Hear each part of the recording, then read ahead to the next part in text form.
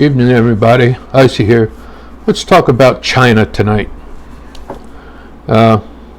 Little subject that's starting to get near and dear to my heart because they confuse the hell out of me. First off, let's talk about their dominance over YouTube. Go to YouTube. Try to look up Korean dramas,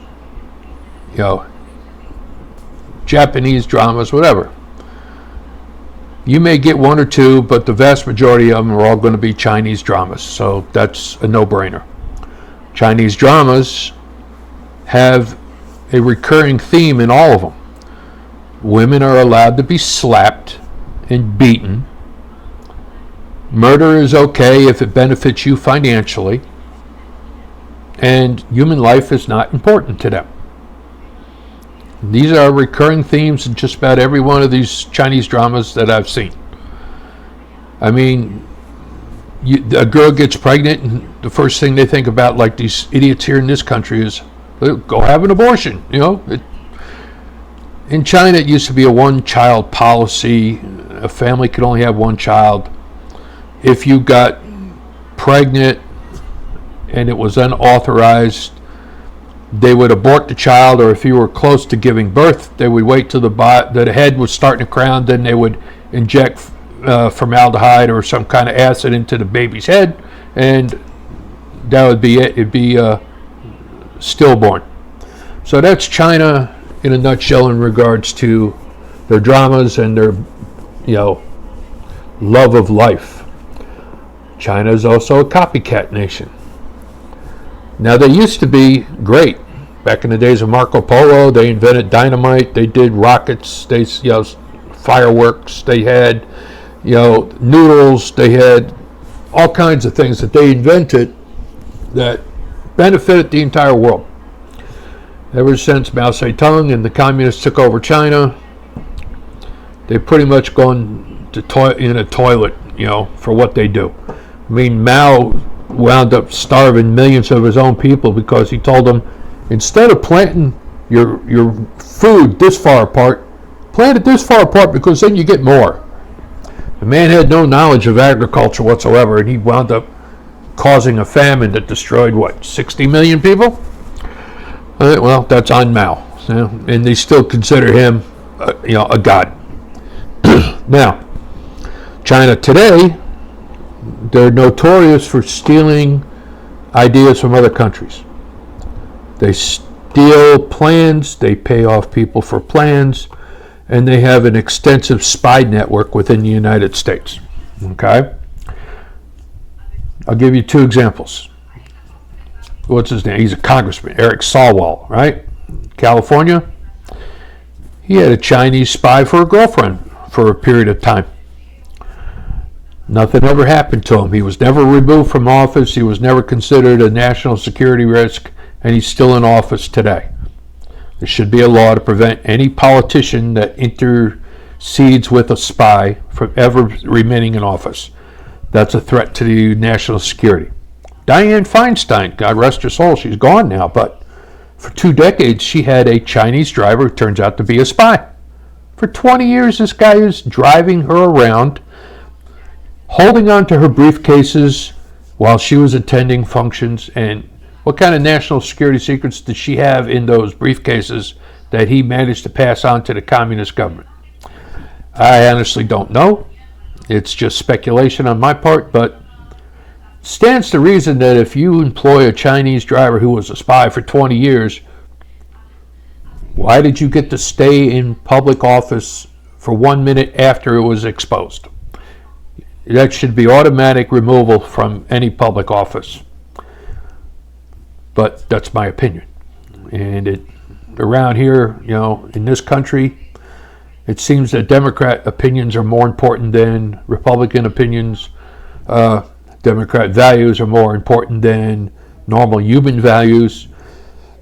Good example, we just had a lady who was in a confirmation hearing with the Senate to be a federal judge. I don't know the lady's name. I could pull it up, but it doesn't matter.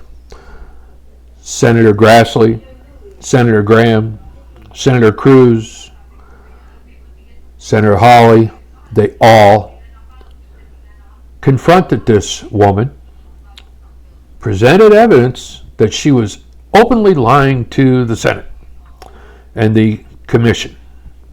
Openly. And if you look up the videos, in the one video when she got caught blatantly lying, she looked over at the Democrat chairman of the meeting to have him bail her butt out of the fire.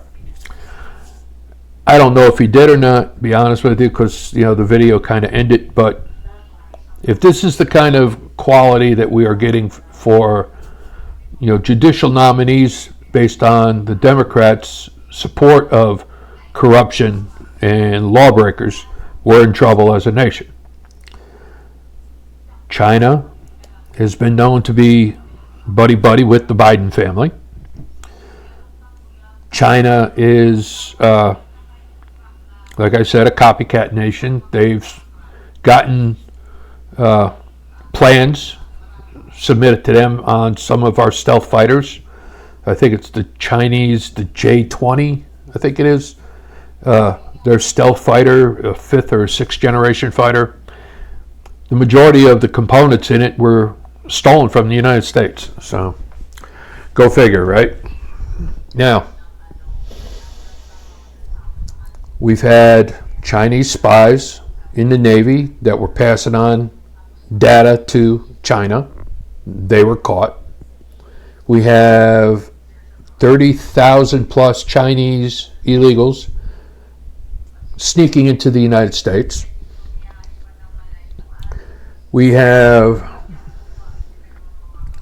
in front of every U.S. embassy in China, you have lines of people trying to get out of China.